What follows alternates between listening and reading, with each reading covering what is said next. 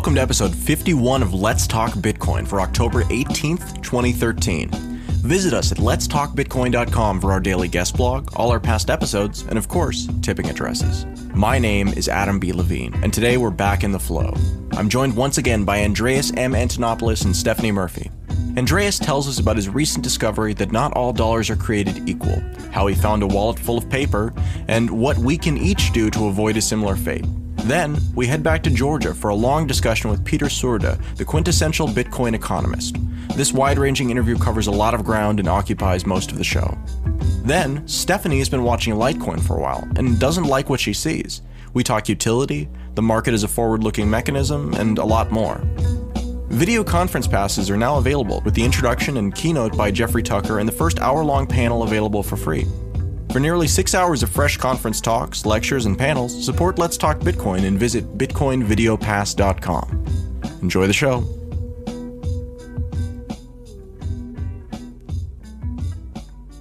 Often we Bitcoiners make the mistake of trying to create perfect money. And in many discussions I've had, when we talk about things like paper wallets or transacting Bitcoin off blockchain, etc., people assume that that can only work with 100% security.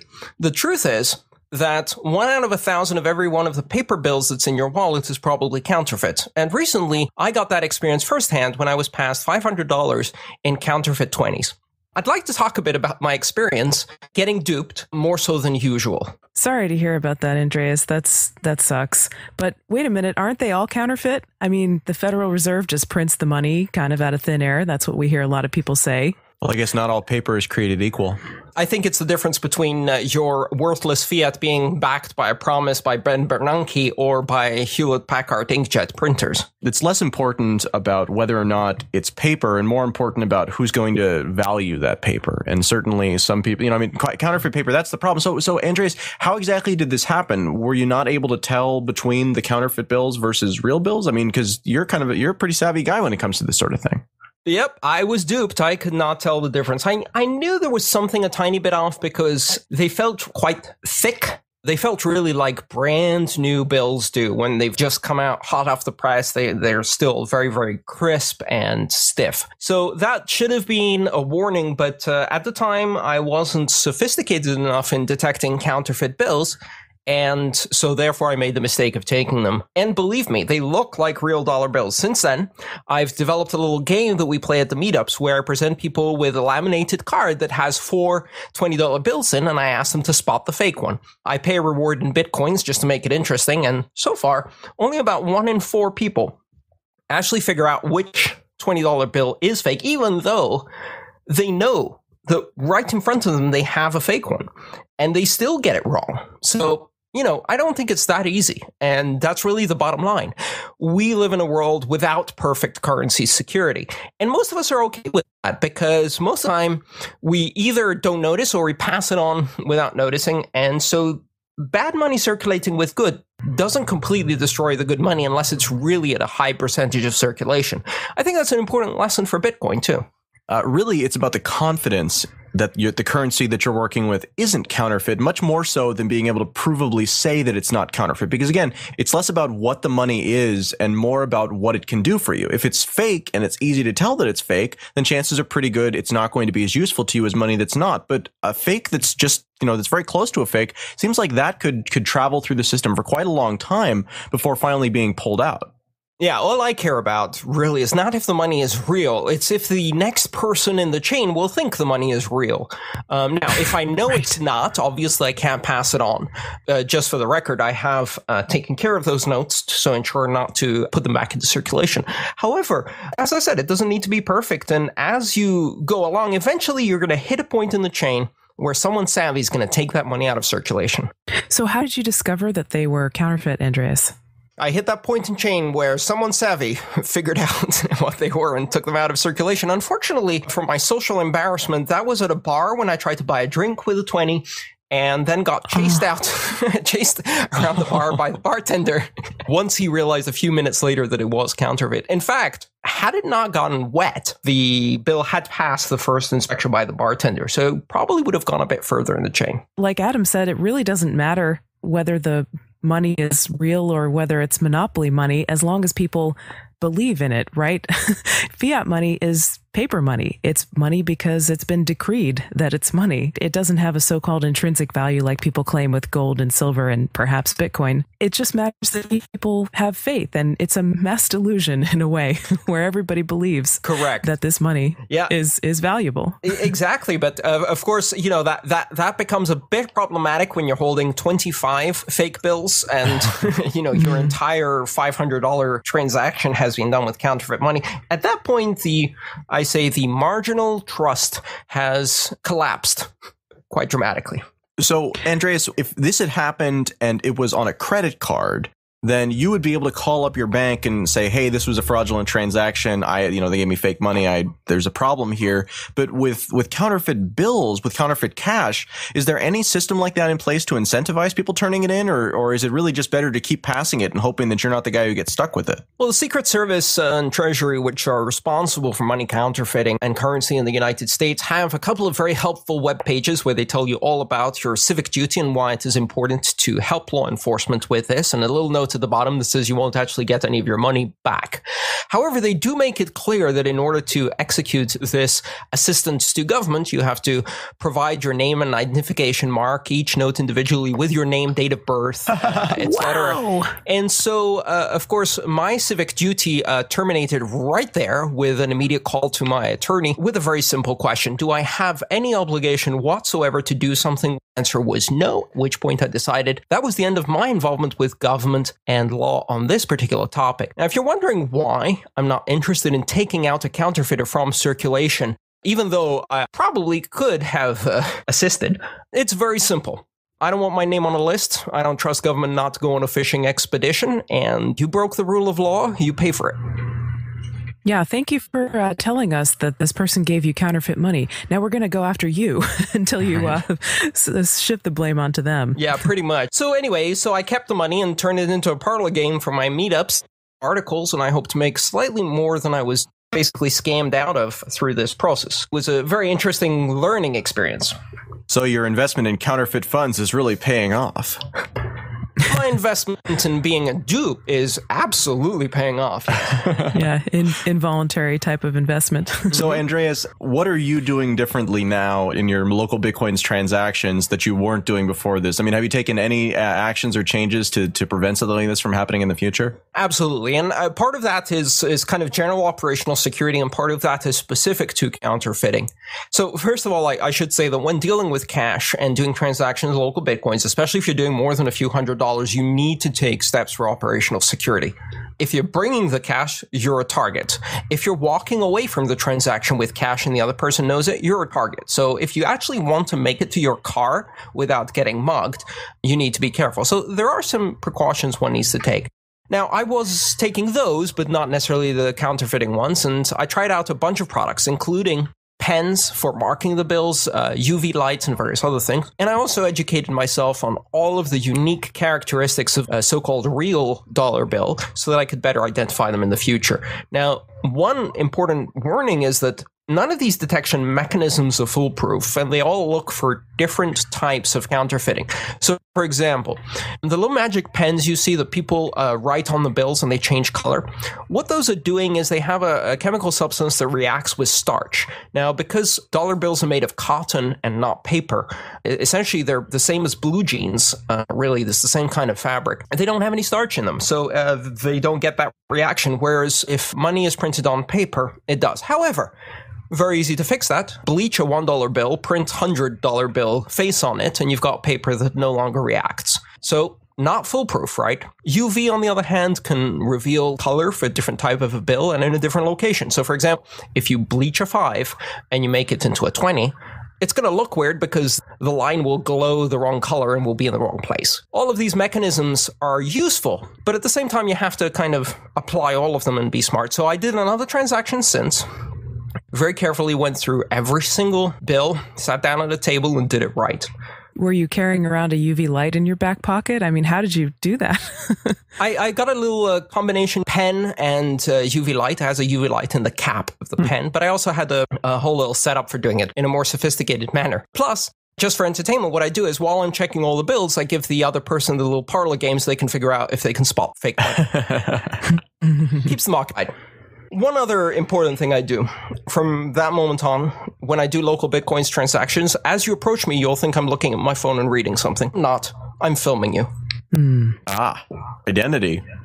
Absolutely. I will happily delete those videos once a transaction has gone well, but for my own protection, I will keep them in case there is an attempt to do counterfeiting. Well, really, I think what it goes to show, and your experience certainly here, is that in these larger marketplaces, and San Francisco is one of the larger ones for Bitcoin at this point, in addition to the people who are true believers here, you also have people who are criminals. Recognize the opportunity here, and in much the same way, if like you have some sort of illegal transaction that's for, just in general, with cash transactions, it's very, very difficult to have something to report. In this case, Andreas, you were left with a no-win solution here. You could have passed on the bills and hoped to achieve the value from them, or you could have turned them in and got no value from them. But either solution is a bad solution from a lot of perspectives. Let's be clear. The one solution that really isn't available for you is to pass them on. That is a felony. If you knowingly pass on a bill that you know is fake, that's really bad news. So I don't see any scenario where that's a solution. But you're absolutely right. You end up with no recourse and a nice lesson, I guess. Well, thanks for sharing that experience with us, Andreas. That's really interesting. And again, it just shows that this is growing up and everybody needs to kind of up their game when it comes to security, because apparently it's going to be an issue. You're very welcome, Adam. In recognition of this amazing show, you will be receiving a $500 donation in cash in an envelope in the next. Woohoo! Just don't get it wet. Yeah, just don't get it wet. Just don't get it wet.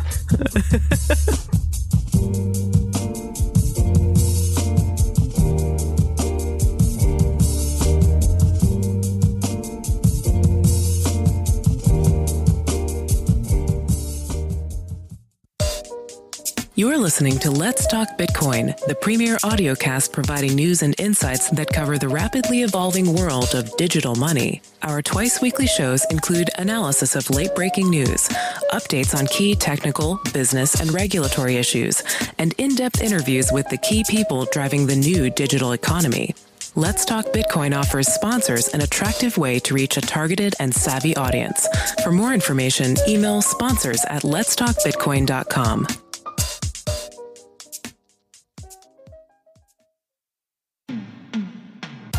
More than 300,000 users and counting trust blockchain.info. It's a Bitcoin wallet service and a wealth of Bitcoin information, and is completely free to use. With a blockchain.info wallet, you'll get the convenience of a web wallet and the security of a desktop client. Blockchain.info is also a block explorer. You can use it to see Bitcoin transactions in real time, check the balance of any Bitcoin address, and view many handy Bitcoin charts, all for free. See what they have to offer today at blockchain.info. In our continuing series of conference interviews from the Cryptocurrency Conference in Atlanta, Georgia, today we're joined by Peter Serta, who is the primary at the Economics of Bitcoin blog. I actually should ask you this. What formal title or how would you like to be introduced? Because I know some of your projects, but I'm sure you have other projects. Well, this is a difficult topic because I haven't really... I've had many job titles. Most of my life I've been doing programming and sysadmin work, but I have a formal education in business administration on the other hand, and had also some law and economics in that. And now people think that I'm a Bitcoin economist, so I decided to play along. Like, why not? Fair enough. And that is what one of your business cards says. It says Bitcoin economist. So you write a lot about the Austrian school, and you've been writing a lot about Bitcoin. So for our listeners, why is Bitcoin something that's desirable from an Austrian point of view at a very high level? This actually depends on which of the branches is concerned, but the main branch, I'll actually have that in my talk.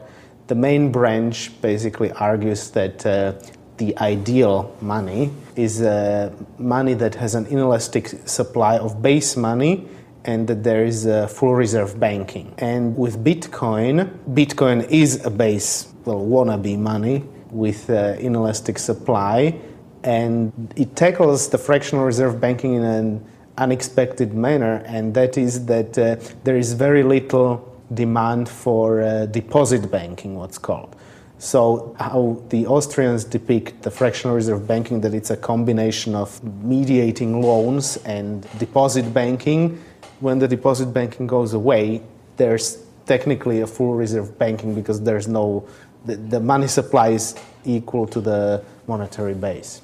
This is an unusual thing that never existed before, but I think Lawrence White is one of the Austrians. He made an argument that explains that this is an empirical issue, so he might have thought that hypothetically something like that is possible. So there's definitely a divide within the libertarian community, and sort of as you sort of started getting into as in the mindset, you know, and how people look at libertarianism versus, and that how that influences how they're looking at Bitcoin. The stance that I take a lot of the time, and I think a lot of people who I know take, is that it's very bad for the perfect to be the enemy of the good, and that if you sit around and wait for a solution that solves every single problem, you're going to be waiting a long time, and that there are partial solutions out there. Is it ideological purity that has to do with it? This is actually a very interesting point, because Bitcoin basically tackles this problem from a slightly different angle that has existed so far, at least in the minds of economists.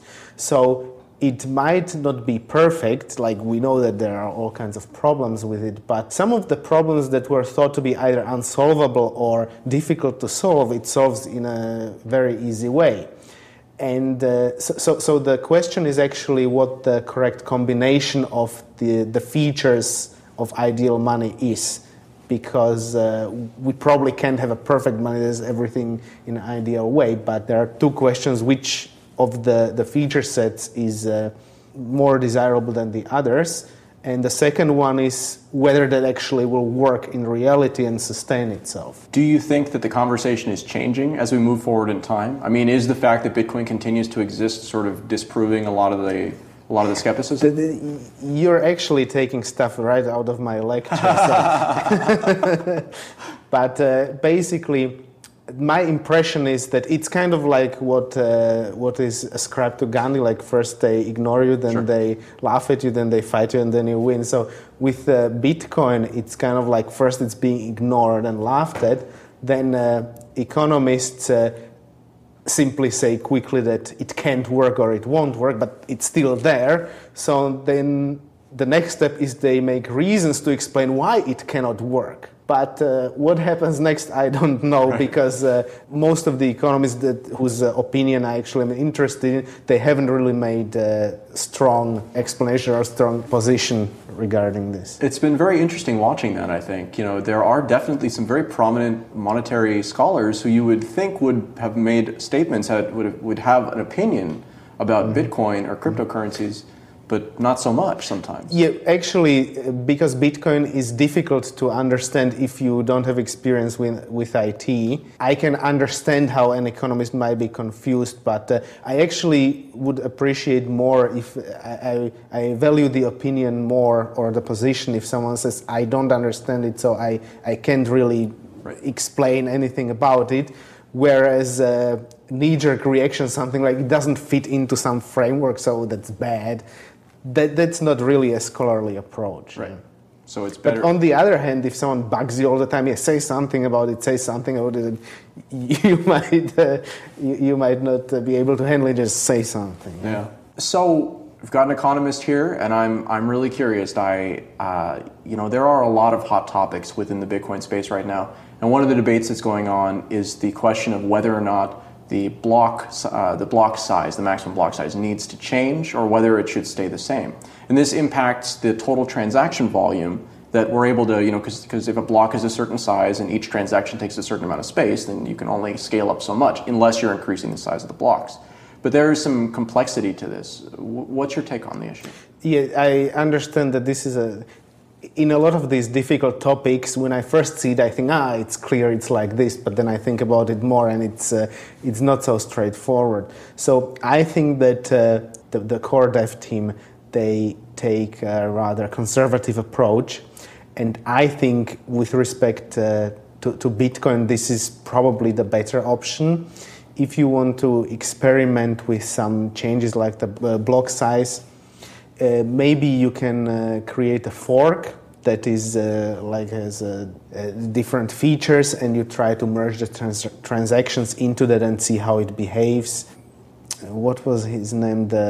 Peter, I think, the Belgian developer, in the conference 2 years ago, he said that they don't want to make any changes because a lot of people have a lot of money in that, and if something breaks, then they're the poor guys who get the flag. And also what we need to realize is that a lot of these things can't be really figured out theoretically in advance, and they need to be simply tested out, and we need to see how it behaves in reality. Because it's nice to make theoretical projections and models and so on, but there's a limit to that. We can't predict everything. Right. So I'm, from this point of view, I'm a supporter of all chains to experiment with features that make them different from Bitcoin and to try things that we are worried to put into Bitcoin at this moment. Maybe we can integrate it later, but... Cryptocurrency versus Bitcoin. What do you think is the innovation, and what do you think, in 20 years from now we're going to be talking about? Is it going to be cryptocurrency, or is it going to be Bitcoin, or some other word that represents cryptocurrency? In short term, I think Bitcoin will remain the dominant one, but as time progresses, it will become more and more apparent whether Bitcoin or something else. At the moment, the differences among the Bitcoins are not so, from technical point of view, in my opinion, are not significant, and in that case, liquidity plays the main role, and Bitcoin is the most liquid one.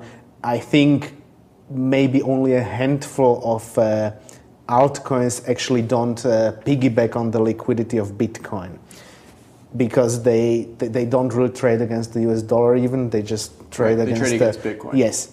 So this is an interesting thing, because on one hand it makes more testing and more changes possible. On the other hand, it shows that Bitcoin really is an improvement, because if it wasn't, they would be piggybacking on the dollar and not on Bitcoin. But can they piggyback on the dollar? It's that transition point. Yeah, it's possible, as hypothetically, if let's pick Litecoin because that's the next one. If its liquidity grows and markets build where you can trade Litecoin against US dollar, euro, and so on, people start to accept it as a final means of payment in those situations where they normally accept Bitcoin, then yeah, it can shift around. We don't know that. It's just as Bitcoin grows more, then it becomes less and less likely.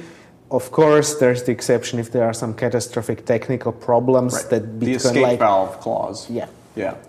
What about improvements? You talked about how the coins that are out there right now, all but a handful, are very much derived from and dependent on very heavily Bitcoin. But there have been sort of, pokes around. I mean, Litecoin isn't a good example, but Primecoin might be. It does something that's meaningfully different. And one of the things that I've been interested in with regards to altcoins is the idea that because the penetration of Bitcoin is so small, relatively speaking, to the world population, there's lots of room for altcoins that don't even have innovations in terms of technicals, just have innovations in terms of finding new markets to introduce themselves to. And instead of, you see coins like Goldcoin doing this every once in a while, where they'll try to introduce themselves, they'll try to introduce cryptocurrency, and hey, here's Goldcoin, it's the first one you've ever heard about, why don't you buy it? So, to a certain extent, if you have a big enough, an insular enough group, that could actually work, right? Yeah, I actually agree. I made the argument in this I have about 1.5 pages about this in my thesis. This was long before this debate became polarized, and I make the argument that if something was to overtake Bitcoin, it would either be because either it overcomes it based on the transaction costs, which are these technical improvements, or through liquidity. And liquidity can also be improved if there's like a special niche that makes it more. The altcoins make it first there, for example, or there could be a company backing them, for example. There are a lot of possibilities about how that can happen. But yes, it can happen. It just as Bitcoin grows more and more liquid, or even though that's I wouldn't actually say that that's the case necessarily. Why would you say that's the case? Well, because the metric that I use in my master's thesis that doesn't indicate any decipherable direction where the liquidity is growing, but I only use a very simple metric, so that might not be representative. Other metrics like the number of merchants accepting it, the number of transactions and so on, these have improved, so that's also something that you can interpret as liquidity. What I do in my thesis is that I analyze the slope of the bid and ask order books on Mt. Gox, and those through the data that I analyzed ends in November last year. I didn't really look at it afterwards, but it's going up and down, so there's no clear path of it growing. But there are a lot of, I would say, soft indicators that it's growing, but the real hard ones, the more mathematical ones, there weren't there. Maybe it changed in the last year. I would need to look at it again, and maybe I can do that when I have a bit more time. Yeah, when you have a little more time. So you just released your master thesis, and that was from the Vienna School of Economics, right? Vienna School of Economics and Business is the official title. And I actually wrote it already in November last year, but I didn't really publicize it. I just created a blog about 3 weeks later and put it there. Yeah. Was doing the research for your master thesis what kind of kicked you into the Bitcoin space as a meaningful That was participant? together, actually, because I had to do a master's thesis, and I didn't really pick a topic, but this was around May 2011, which I don't need to explain people who are familiar with Bitcoin what happened then. So then I decided, hey, how about I do master's thesis on this? So that's how it all grew together. Win, lose, or draw, even if it failed at that point, you still would have had a good post-mortem. Yeah.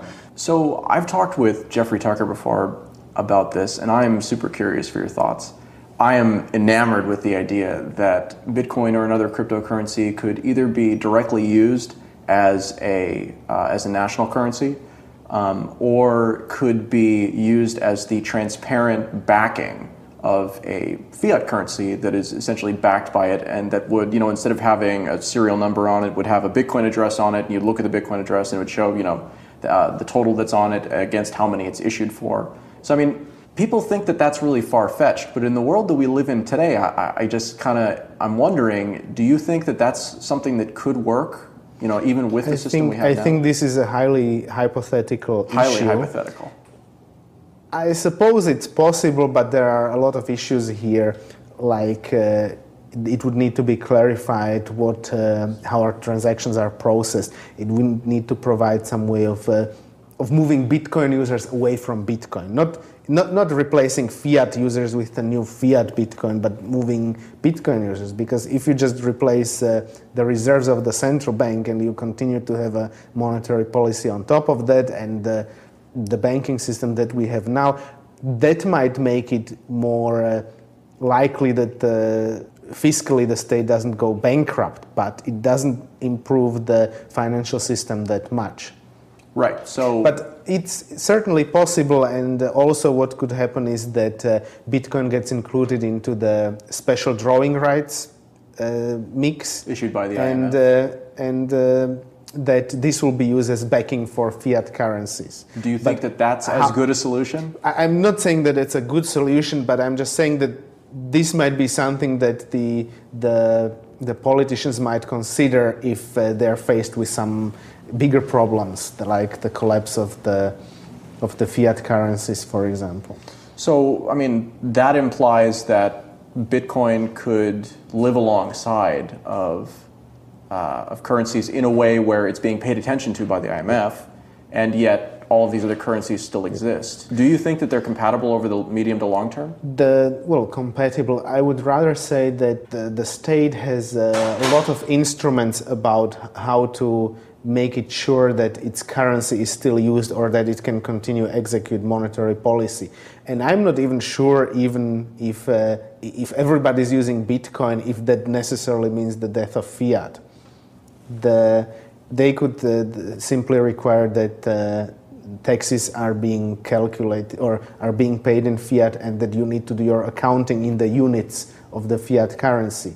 And that could hypothetically still keep fiat money alive. We don't really know how exactly this works, because we were never faced with such a situation. The most we've been faced is when the whole system collapses and people switch to gold, even though that doesn't happen that often. That was more in the past. Nowadays, if a fiat system collapses, people switch to dollars, right, or switch euros. They don't a liquid fiat money. Right. People don't switch to gold. People so far haven't really switched to Bitcoin in mass. The problem with any commodity-based money where you actually have the money as a commodity. You solve the supply problem, but you introduce all kinds of costs. So Bitcoin is interesting, cryptocurrency is interesting in that it sort of does both. It fixes the supply problem without incurring the costs of physicality and existing in real life. I don't know, there's not a question there. From economic point of view, what matters is how you achieve inelasticity of the base money, is that the production costs are roughly equal to the market price. Right. Yeah? And that does not necessarily require a particular way of how to achieving the costs. They can be, with Bitcoin, it's just electricity. Yeah? With gold, it's different. It's the cost of right. physically mining and transporting the gold to bank or to a mint. But there are also other approaches. For example, one that I find interesting is a proof of burn. This was developed by Ian Stewart, I think is his name. And that's basically a way of destroying one cryptocurrency and using that as a cost for creating a new cryptocurrency. So then you don't need to re-spend the energy. You can just spend an existing cryptocurrency as an input cost. Interesting. We are in the middle of a kind of explosion in terms of mining hashing power. And out of the hashing projects that I either tried myself or invested in, I think out of 4, only 1 is profitable, and the 3 I either lost money or will probably never recoup the cost. And these are ones that are still currently live projects? Some of them are, some of them I liquidated. So do you think that there's a space in mining for anyone who's not able to invest 5 figures, on a monthly basis? I wouldn't say it's really investment. It's more about timing. I don't think you really need to invest much. Even if you invest much, if your timing is off, you lose right. more money. But I think this is now a highly competitive and highly risky endeavor. I can't really say who will be profitable, but I think it's probably misleading to concentrate on the amount of money invested. If you're a producer of mining hardware, that way you probably can earn money because everybody wants to buy them. But if you're the miner, then I'm a little bit more skeptical. So you don't think that, so it's who you know rather than how much you can spend, right? Because if it's about timing, that matters a lot, and also proximity then also matters a lot too, because if you're in Mongolia being shipped from China versus, this is a controversial topic. My continual concern has been that we are going to see a major centralization in mining because the manufacturing is centralized, and because as the hardware is invalidated so fast, the only people who can afford to keep up, so to speak, are the people who can afford to make continuous investment. And so that leads to, economies of scale basically come into play hugely when it comes to mining. And it seems like that's not really ideal for a distributed network. I don't actually have a firm opinion about this. I understand the problem that on one hand we need to have efficiency, and on the other hand we need to have decentralization, and there's a certain level of conflict of these two interests. But I think over time, as we approach, the manufacturers approach the currently technically feasible limits, then the produced mining hardware will become more and more commoditized, and that will improve decentralization. But nowadays, when it's spiking so high and they're making more and more efficient ASICs, now it's very tough, and there could be a temporary less centralized or more centralized setup. But I don't think that over a long time this will last. Maybe if there are some problem with patents, like someone tries to prevent competitors from issuing competing ASICs through patents, maybe that might slow down decentralization. But over long term, I'm not worried about that. But maybe I'm wrong. No, it's fine. I mean, this is a controversial topic. When I talk to when we talk to the developers about this on the core dev, the common response we get is that now doesn't matter so much because we're solving the problem now, right? We're getting it down to the lowest common denominator, and then once we've got this, commodity level hardware that's so cheap to make everybody can have it, then it'll start going into, it'll go into your car, it'll go into your water heater, all this stuff. But it's a problem where you've got the beginning, you've got the end, but in the middle there's this big scary blank. I understand this point, but my counter argument would be basically that we don't really know what happens in the middle. Yeah, right. We can be worried about what happens. Yeah, but we don't really know whether it will be good or bad. So, given how fast we've moved, do you think right now we're in the beginning or the middle? Based on my luck with the investment, I would rather say that I don't know. Well, I think with your investment, maybe that means the middle, because the opportunities were much easier in the beginning, when there wasn't so much competition. And now, I mean, my gosh, the explosion of hash rate has been quite impressive to see. I don't know if you noticed, but there was an erotic novel or novella published about Bitcoin. Uh-huh. I just bought it on my flight here, and it has some funny stuff like it's about a guy who ordered mining equipment with Mosquito Labs, and it arrived like 5 years late or something. So people are already making fun of this, basically. So that is one thing that we really haven't seen too much yet, and I've been a little bit surprised, I gotta be honest with you. There isn't a lot of fiction being written about any of these technologies. Like, there's still fiction, there's still, cyberpunk fiction being written and all these things that are more in the future, but nobody's really writing about, I talk to writers sometimes, I'm like, hey, they're like, I want to talk about Bitcoin because I need someone to kill someone and I want them to pay for it, and then I was like, you can use Bitcoin for so much more than that. I mean, how long do you think it takes culture to catch up to a shift like this? Well, I am not really a specialist into this, but I think that the novel that I mentioned earlier, that's a sign of a beginning. People will start to use this, and we really eventually won't notice that there is anything special about it because Bitcoin will be considered normal. Normal is a very interesting word. So we just saw the Silk Road probably meet its demise, and this came kind of shortly after one of its more out in the open competitors. People are paying a lot of attention to this, but I think it's almost for the wrong thing. I think that if this had happened, say, 6 months ago or a year ago, then we would have seen a pretty major impact in the markets. But, I mean, outside of the initial panic, not too much happened. I mean, do you think that this shows that there's some robustness coming into the system? Because, I mean, the same thing could have been said about Mt. Gox. 2 years ago when you were first looking at Bitcoin, Mt. Gox went through a freeze that lasted a week, and it destroyed Bitcoin. I mean, like, people were paralyzed, and there wasn't anything anybody could do. And, now when Mt. Gox has problems, people just tick the, exclude Mt. Gox from the price on BitcoinAverage.com. So, I mean, what is this progression here we're looking at? I think it shows that Bitcoin is becoming less centralized, that Bitstamp is a solid competitor to Mt. Gox, that Black Market Reloaded is a solid competitor to Silk Road. Does it matter that they're solid competitors, or does it just matter that there are alternatives? It needs to be easy to switch, there shouldn't be a vendor lock-in. When there's a vendor lock-in, it's difficult to move to another competitor.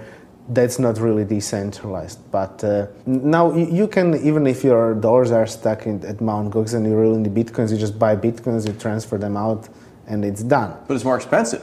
It is, but it's you can't have everything perfect. If everything was perfect, then everybody would be using Bitcoin already for everything. But it's a sign of improvement. We can't just think that we'll awake one day and every Bitcoin will be everywhere, everything will be frictionless, there will be no problems with banks, or alternatively no banks. But people are trying to figure out how to compete. They're trying to replicate the good things and not replicate the bad things. And there's also capital pouring in, so this is basically competition.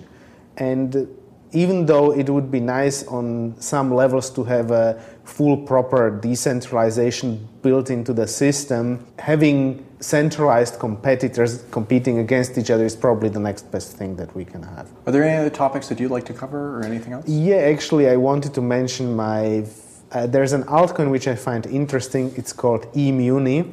Uh-huh. I don't know if it still exists, or I noticed that it was launched, and it uses a different technique than a blockchain. They call it a block tree, and it has the interesting aspect that it's completely immune to 51% attacks. There's no such thing as a 51% attack with it.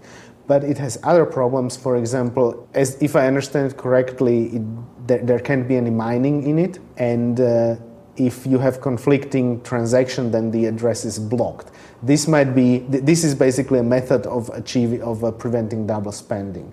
But there might be reasons where you want to create a conflicting transaction and override the old one. So people are trying all kinds of things. I think, for example, that how the 51% attack is viewed or treated is a bit misunderstanding, because we don't really need to continue with the rule that the longest blockchain is the authoritative. There are methods of how to, if you avoid this rule, that you can prevent or at least mitigate a 51% attack. So research of 51% attack, I consider that an interesting topic. I don't know how relevant is that. I just think intellectually that's an interesting thing. Do you think that altcoins that have uses beyond currency, so I mean a simple example of this would be Namecoin, a newer example would be Primecoin. Primecoin, well, yes, Primecoin, but I'm actually thinking there's another one that has basically a social network built into it, right? Where you can, it's like a combination of Bitmessage and a cryptocurrency. I see, I don't know that one. It's a new one, it's called Florin Coin, that's what it is. And basically, it's not that it's inherently a social network, it's that its innovation is it has messages built into it. You can put, I think it's a 128 character long message. And so with a message, you can do lots of stuff that people are already doing or trying to do with Bitcoin. It just, then people complain that they're putting junk into the blockchain because it's not real transactions. You know, you mentioned that the developers are reticent to mess with Bitcoin because it's got people's real money in it. So if something like this comes out and actually works, does that mean that it makes sense for Bitcoin to implement it, or it makes sense for it to be left to do its own thing, and Bitcoin is this thing that people understand and it's already stable? We don't really know that in advance. I, as an economist, would say it's an empirical issue. It could be that it's more efficient and more useful if it's a separate chain for a particular task.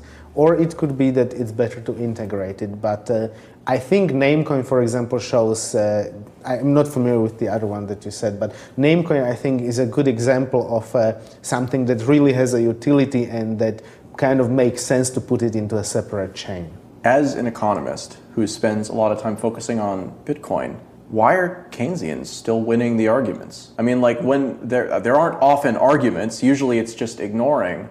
But our world, largely speaking, is still being run on Keynesian philosophies and models, even though they've been proven not to work over and over again. Well, economics is a very interesting field because it's probably the only field where you can have the same facts and two economists agree on the facts but draw completely opposite conclusions out of that. So I don't know exactly where Keynesians are winning, but there are some arguments that it simply fits better into the role of a central bank, to have a theory that explains that central banks are good and that they can control the economy and make it better. Whereas, let's compare it with the Austrians, for example. The Austrians, all the branches that I know of, basically they say that this shouldn't be done in a centralized manner. So you probably wouldn't hire an economist to run a central bank who thinks that central banks are useless or so it's self-preservation and selection bias. Yeah, exactly. Okay, yeah, gotcha. But there are other schools which are maybe not that widespread, but that also support central banks, like MMT, for example. That's modern monetary theory, right? I'm not an expert in this, but if I understand it correctly, they do support a system where you have a central bank. And monetarists, some of them or most of them, also support a way of executing monetary policy, which implies a central bank, because without central bank, you have basically competition in production. Right. The money supply becomes inelastic and you can't execute monetary policy. Right. So is there anything else that you'd like to cover at this point?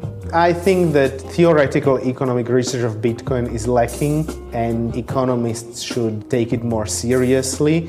They don't need to accept it, they just need to treat it seriously, because a lot of them just treat it as something that should be ignored and shouldn't challenge existing views. But what happens with Bitcoin in the future, that for someone who's interested in research, that's not that important. The important thing is that it already exists, and that already challenges some of our assumptions and creates an interesting puzzle to solve. It does continue to be a puzzle. Peter Serta, thank you very much for joining us on Let's Talk Bitcoin. Thank you for having me.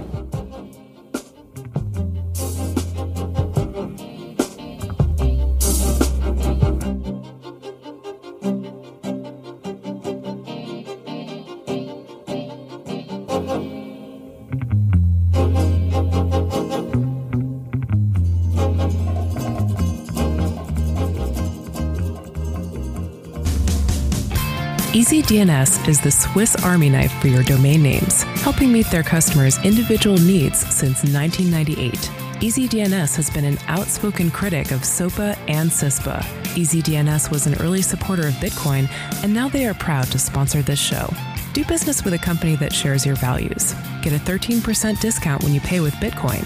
Go to bitcoin.easydns.com and be sure to use discount code LTB. Hi, Stephanie here. Would you like to turn your book into an enthralling audiobook? Need a persuasive commercial to promote your company? How about a narrator for your explainer video? Here's where I can help. I'm a freelance voiceover artist, and since 2009, I've lent my voice to dozens of audio projects. To hear some examples of my work, check out my website, smvoice.info. If you like what you hear, I'd love to be the voice of your next project. Get in touch at smvoice.info. Litecoin has been dropping a little bit recently. I keep an eye on the Litecoin price. I have a little widget on my phone, and I've been watching it since this summer. I remember in June, it was about 30 or 33 Litecoins per Bitcoin. That was like the ratio between Litecoin and Bitcoin. And now it's more like 60 Litecoins per Bitcoin. Or more, actually. So Litecoins have been dropping in value relative to Bitcoin. And then also in terms of the US dollar price, Litecoins were closer to $3 each in the last quarter, I guess. And then recently, over the past couple months, and especially over the past couple weeks, they've been down below $2, just under $2. And so I wonder, does this have something to do with Atlantis, the drug marketplace that kind of shut down a couple of weeks before the Silk Road shut down? The Pirate Bay accepted Litecoin donations, I think, before Bitcoin. Huh. They took Litecoin before Bitcoin. Yeah, or they were favoring Litecoin or something like that. So yeah, there are like definitely people who are Litecoin fanboys and fangirls out there for sure. And I'm not sure exactly why that is, and I'm not sure what the price drop is. And of course, all we can do is speculate. We really don't know. But do you guys have any theories? If we're going to be wildly speculating, there are a few things. First off, we've been waiting for Mt. Gox, right, to take on Litecoin. And they have been talking since about June now, not really recently, but at that point, before they had a bunch of problems, they were talking about bringing on Litecoin as the next tradable currency on the Mt. Gox platform. And obviously, this was at a point where Mt. Gox was, again, the trading platform. So it was much bigger news than I think it would be if it happened right now. The question I always come back to is, does the price matter, right? And I think with Bitcoin, you can make an argument that the price doesn't really matter. But I think that with something like Litecoin, the price kind of does matter, because the price now is an indicator of where the price will be in the future, since you don't have that fundamental utility to fall back on in the same way that Bitcoin does. If you translate the Litecoin price, like Litecoin's been between $2 and $3 in the last maybe 6 months. So if it drops from $3 to $2, suddenly it's lost 33% of its value, right? That would be like Bitcoin going from 100 down to 66. That's a huge drop. So yes, what's going on? I like that theory about just the kind of stalling of having Litecoin on different exchanges. Mt. Gox announced, I think they tweeted in July that, oh yeah, it's going to be ready in July. It's already built into their API for Litecoin trading on Mt. Gox. Then they said, oh yeah, it's going to be ready in September. Never came in September either. And then now they've got so many problems that it may never happen. So maybe people have just given up. They're less enthusiastic that Litecoin is ever going to be on any of the major exchanges. And even if it gets on Mt. Gox, it may not be a major exchange by the time it does. There was another exchange called Litetree that was opening. They actually sent me a press release to my Let's Talk Bitcoin address. And so I checked them out, and it was supposed to be exclusively for Litecoin trading. So I sent one Litecoin into the exchange and I tried to sell it. I was getting error messages every time I tried to make a trade order. It just didn't work. It really just wasn't ready for prime time. And at first they had partnered with Dwolla, and then they announced that Dwolla had cut them off. And this was back maybe a couple of months ago at the end of August or something. There isn't really a big exchange to trade Litecoin on. There's not even a local Litecoins. You could trade Litecoins on local Bitcoins, but they don't have the escrow support for Litecoin in there yet. So I think maybe you're right, Adam. It is like an infrastructure problem. There are just not as many resources to use to trade Litecoins as there are with Bitcoins. And maybe people are losing steam as far as getting excited for Litecoins to come into more exchanges and stuff like that. Well, the thing that you could think about is that if the market is a forward-looking pricing mechanism, right, then if people thought that it was going to go up in value because of something like it coming onto Mt. Gox to trade, then that means that the price would have gone up well in advance of that happening. So that means that the price actually, this might be a real price we're looking at now, whereas for the last 6 months, we've been looking at an inflated price because it was with the expectation that those Litecoins would then go up in value when they were traded in a more liquid market like Mt. Gox. So, I think that's the bigger question is this a real price or is this a deflated price from what a real price? There's no way to figure this out, but I think they're all a real price. And also you could say that about Bitcoin too, right? Is 150 whatever a real price for Bitcoin right now? Or is it inflated, deflated? Is there manipulation? People are always claiming manipulation in the gold and silver markets, and Bitcoin is kind of no different, and Litecoin too. So I always sort of trust that whatever the price is, yes, that's the real price. That's the average of a bunch of information that one person really can't know. It's a marketplace coming together and settling on a price point. Bottom line here is that Mt. Gox has really lost its ability to help any aspect of any virtual currency. But it does occasionally take a dump in the punch bowl and blow up a currency or destroy the value of an entire group of investors. So, Mt. Gox is really just flailing around and breaking stuff right now. I think they've lost the ability to help virtual currencies. Yeah, I would tend to agree with that. The wrecking ball analogy really is true. It may have at one point been a functional thing, but at this point it's just, moving around wildly doing damage to everything it touches. It's funny, we talk about bitcoinaverage.com. You can on bitcoinaverage.com click a button and completely remove Mt. Gox from the pricing structure. And it's the only exchange out there you can do that with. I think that says something. There's a very thin line between being the life of the party and throwing up on grandma's shoes. Let's play out the logic for a second. So what needs to happen for Litecoin to be able to get out from under the shadow that it seems to be under right now? Whether it be people's expectations or a lack of utility or whatever. What actually would make this work? Survival. Both Bitcoin, Litecoin, and pretty much any other virtual currency that's in this situation, all it needs to do to succeed is survive. Every crisis that doesn't kill a currency and leaves it even with a residual value that's worth trading on a virtual currency exchange, for example, with another fungible commodity or currency. If it doesn't kill it, it only makes it stronger. I think the same can be said for Litecoin. At the end of the day, the reason I'm interested in Litecoin is a combination of interesting features and a founder who has done all the right moves and continues to make all the right moves. Those are the reasons I invest in it. So I think a lot of people are willing to wait around and see how many more hits Litecoin can take without collapsing. And that's value right there. I agree with you, Andreas. I'm not selling my Litecoins just yet. I think it might be an interesting buying opportunity. We could see a bubble perhaps in Litecoin price if it actually does end up on one of these exchanges, or if something like Local Bitcoins picks up Litecoin support, makes it easier for people to trade it. But we have no way of knowing when or if that is going to happen. All I guess we can kind of do is keep using it if we believe in it, right? As a currency, it really proves the point that its primary value comes from good stewardship and governance by the founder. I think that's an important point. One of the things that I'm really interested in, and after having this recent experience selling these Bitcoin video passes and using the BitCredit system, I really, really think that we're going to wind up with payment infrastructures that are cryptocurrency agnostic, right? Where it doesn't necessarily matter if you're funding with Bitcoin or Litecoin or whatever. Pick your coin.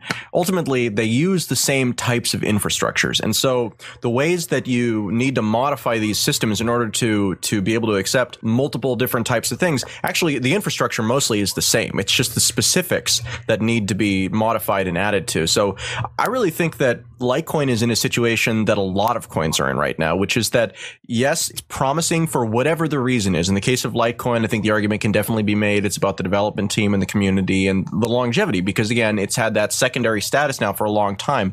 Even, right or wrong, that becomes powerful.